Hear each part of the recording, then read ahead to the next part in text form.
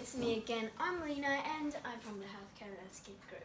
In this video, I'm going to be talking about my third day edition A about Introduction to Waves. Now, in this video, I will be going over four main parts. The first part is I'll give just an introduction on what are waves, what is it, and some examples of it. Then I'm going to move on to the more complicated concepts, the types of waves, the characteristics of waves, and finally the examples of waves. Without further ado, let's get started on our first part.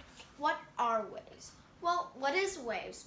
Well, a wave is a disturbance that transfers energy. Think of a water droplet. Have you ever seen a rain droplet land on a puddle of water in the rain?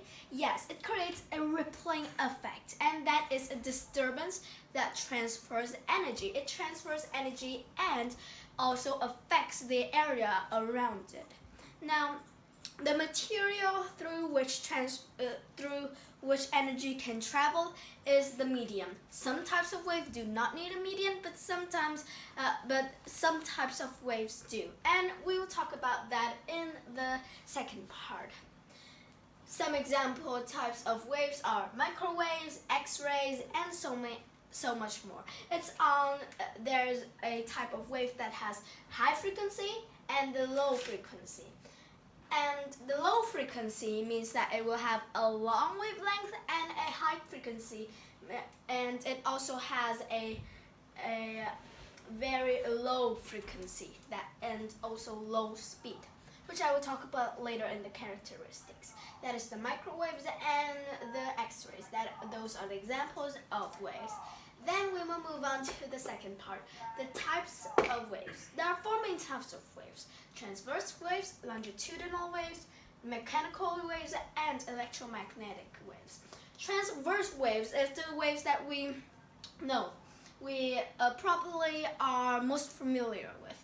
For example, have you seen the wave that is up and down, up and down? Yes, we've only seen that kind of wave before, and that is the most common type of wave that we've ever learned. That is the transverse waves, and its particles move perpendicular to the direction of the wave. What it means is that if you break down the word perpendicular means 90 degrees, the wave moves this direction and its particles move this direction, and that will make it will make the transverse waves go up and down and up and down. That is the transverse waves. If you increase the frequency of this, you will increase the speed. In contrast of the transverse wave, the longitudinal wave, the particles of the wave and the waves itself move in the same direction. They move parallel to each other.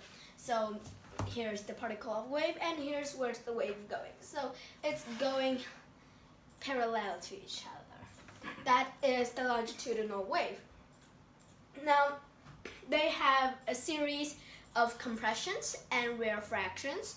What is rarefactions and compressions anyway? Well, those are some new words. Compressions is just what it sounds like. It's compressed particles and the waves just squeeze together. But opposite of that is the rarefactions, where waves pull apart. And the waves are further apart. Those have the same meaning. The longitudinal wave consists of compressions and rarefactions, and we will talk about that later. Mechanical wave. What is mechanical wave? Well, a mechanical wave just must have a medium. And if you recall, a medium is a material through which energy can travel through. Now, an example of mechanical waves is sound, for example. Mechanical waves go with transverse waves because sound, as you can see, it goes up and down, like the transverse waves. It's the characteristics of the transverse waves. For the mechanical wave, some examples are the sound and ocean waves, and it must need a medium. What is the medium for the sound, you may ask? Well, it's the particles in the air. Without those particles in the air, the sound that transfers from an object, for example, let's say a speaker, will not be able to reach your ear. And for the ocean waves, the medium is the water. Without water, that wave cannot travel through the ocean and crash to shore. That is an example of mechanical wave. The last one is electromagnetic wave. Electromagnetic wave is a wave that has both magnetic and electric properties. It goes with the longitudinal wave. Now, the longitudinal wave is often expressed in transverse waves with up and down, but it's not always that way. It's not a transverse wave, it's the complete opposite of the transverse wave, and it just has particles. But for scientists to show it in an easier scale, they will need to show it in a transverse wave so they can visualize it better. Now, moving back to the electromagnetic wave, it travels fastest through a vacuum. What is a vacuum? Well, a vacuum is space, just empty space, like space itself. It does not have anything in its path and nothing is blocking it. It's the complete opposite of having a medium.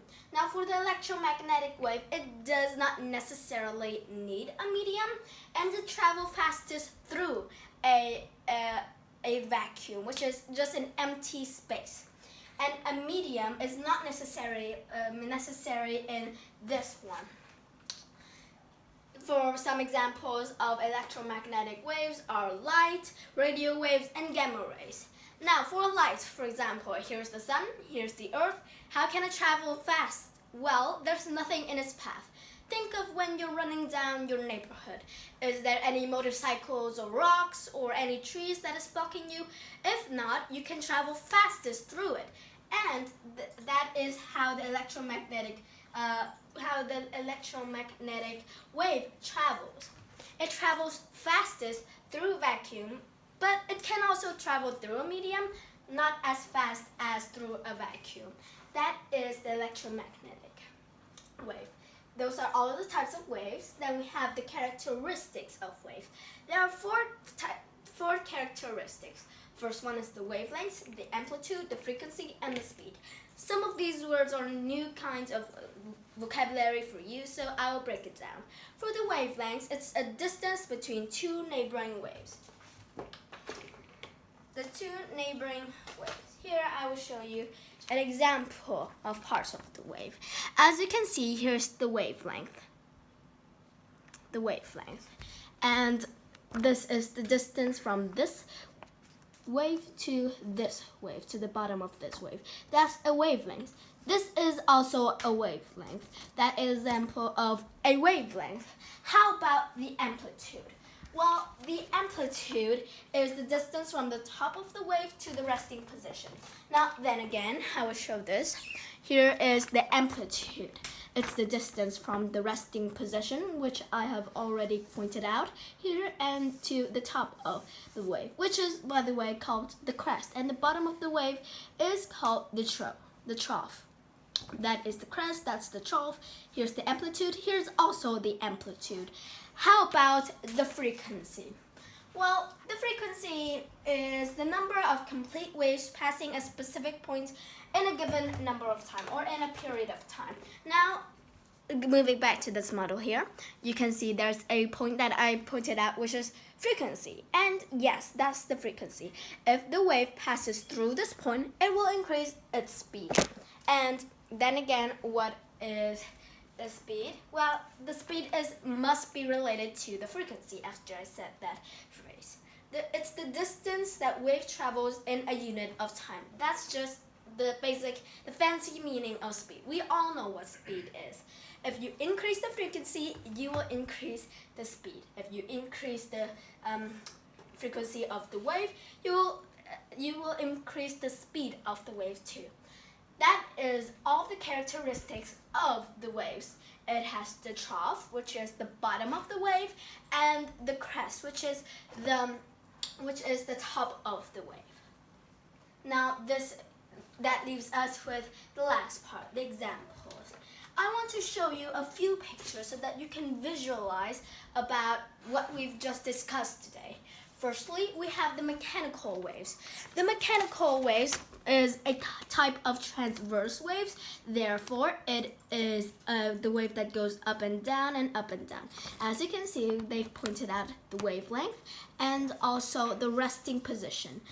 For the electromagnetic wave, even though that it is a longitudinal wave, which is not usually shown in a transverse wave, but here is just a type of electromagnetic wave that the electromagnetic wave is shown in a different type of way, and that is the transverse waves. And the magnetic field is the blue one.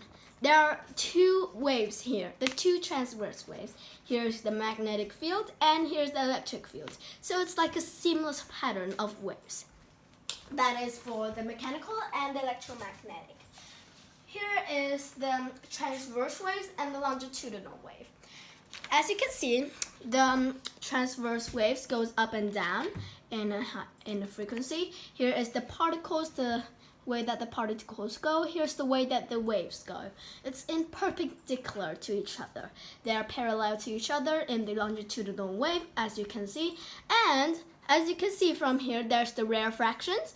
The compressions is the part that stick together, and the rarefactions is where the part that is sticking out and is further apart from each other, in contrast of the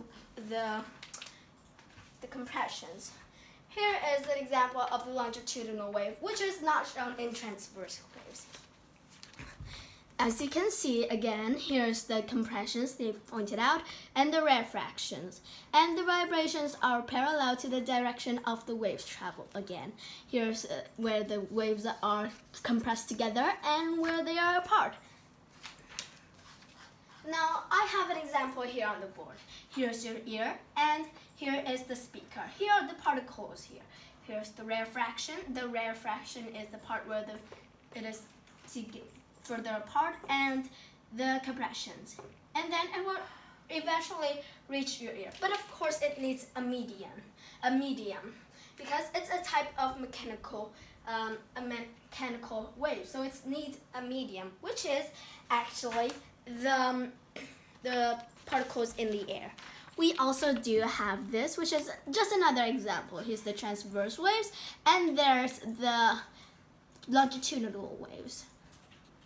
And yeah, we have one last example, which includes a very part of our childhood. It's a part of our childhood that we've never think about. It's slinkies. Have you ever played with these fun, colorful slinkies, or springs, as you might call them in a fancy term? Have you ever played with them? And have you ever seen that they bounce up and down? Well, that's one example of a wave. If you move your arm here, there's the rarefactions and the compressions too. Here, there are some parts that are compressed together and some parts that are further apart from each other. And it moves up and down like the transverse waves. That is one example of a slinky in the waves part. Here's another example. As you can see, it moves up and down, but if we increase its frequency, it will increase the wave. It will increase the speed of the wave. Shown in a picture, in a more formal form, we have the movement of the coil, and then the movement of the wave.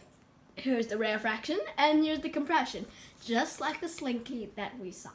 And those are for the examples. That also wraps up the end of my third day edition A about introduction to waves. I hope that you learned something new from this video on what is waves, and also the characteristics and types of waves as well. And a little bit about the examples of waves in our daily life. It's surprising to see that a slinky might be related to waves as well, but it is. And that is all for my third day edition. I thank you for your time and attention here. I also appreciate your time that you put in here and all of your energy too. Thank you again for listening to my video and hope to see you next meeting or next video. Bye! See you soon!